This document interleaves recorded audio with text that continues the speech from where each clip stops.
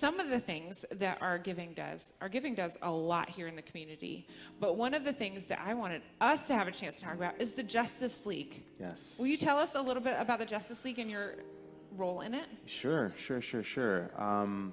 Wow. There's a lot. Sorry. It's a great dialogue today, right?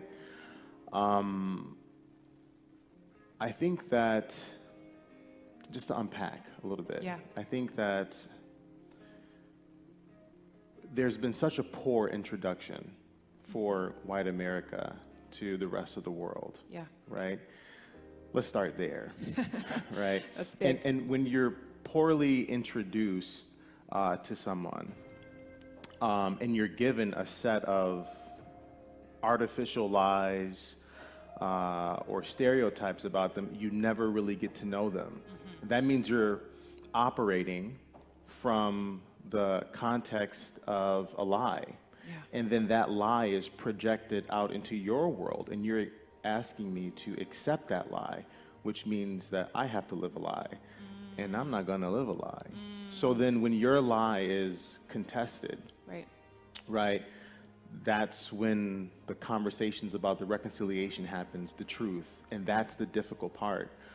So there's been such a poor introduction for this idea of whiteness, which is broken down to different white ethnic groups, Dutch, Polish, Switzerland, right? It's like this idea of whiteness being introduced to the rest of the world. It's like, man, horrible, horrible introduction.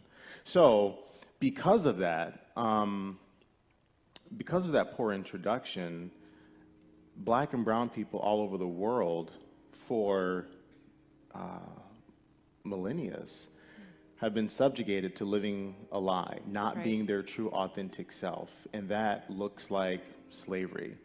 That looks like Jim Crow, mass incarceration, redlining, right? And so what the Justice League is focused on is to help to repair the breach, to be the restorers of the streets that we live in. And to do that through a faith-based model. So the Justice League is focused on gaining reparations for the 46,000 African Americans that are living in the greater Lansing region, and doing so in three core areas: helping out with mortgages, helping out with education, and also helping out with business. And so over the past year and a half, we've done roughly 36, 37 presentations at predominantly white houses of worship.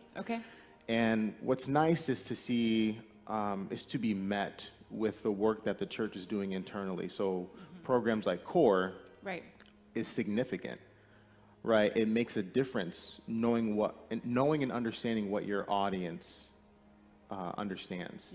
So it's so important for churches and congregations to do the work, and then we come in and we say, hey, if you are ready to put your faith in your mouth where your money is, then this is a way that you can help contribute towards rebuilding Lansing. And so we've been doing so much work over this past year and a half, and it's so powerful. I got a chance to meet Tom Arthur, right? And we talked more about what the Justice League was aiming towards and building in the city. And a year and a half later, we were like gaining a lot of momentum. That's awesome. Yeah. So, and recently the Justice League hosted a gathering of folks, an event. And some folks from our core workshops from Sycamore Creek Church went to this event. As I watched the video we're about to watch, I saw just a little peek of Aaron Umstead. So let's watch this video and just celebrate together. Can I give a small little context? And thank you, Aaron, by the way, for showing up. So in September of last year, the Presbyterian Church USA issued an apology for the sin of slavery and its legacy, and asked that all the Presbyterian churches throughout the nation, acknowledge this.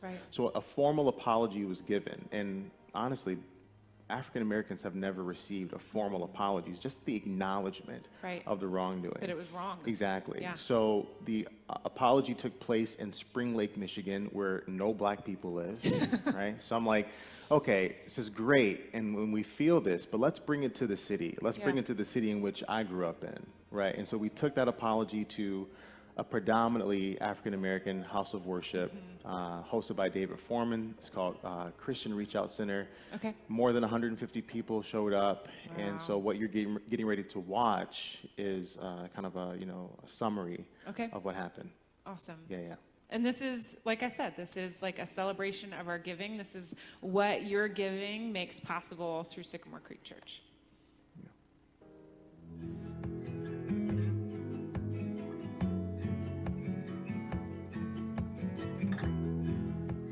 The idea for the Justice League started a long time ago with me in my quest to be a change agent in my community. And the Presbyterian Church has its national meeting. One of the initiatives put forth at that meeting was an apology to African Americans in this country for slavery. I've always been involved with community development, community engagement, and so it was a natural inclination when Willie Bryan called me one day and said, hey, this is a project that I'm working on.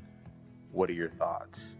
As white Christians, we repent of our complicity in the belief in white supremacy. We have turned our backs and walked away, pretending not to see, yet we saw, pretending not to know, yet we knew.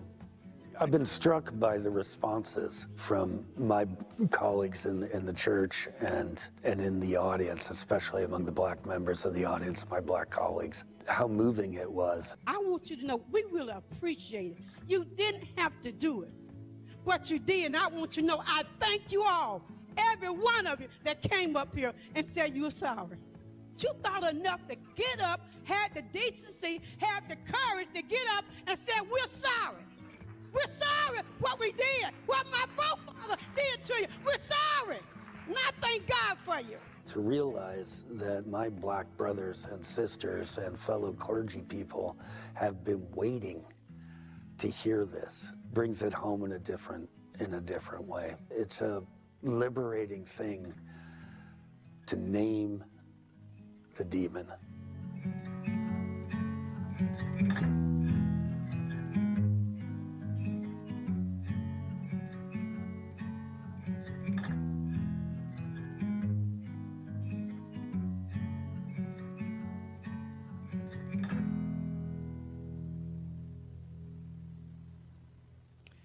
Thank you, Sycamore Creek Church, for your involvement in CORE and your willingness to show up in spaces like this. It's making a difference in our community and in our world. I second that.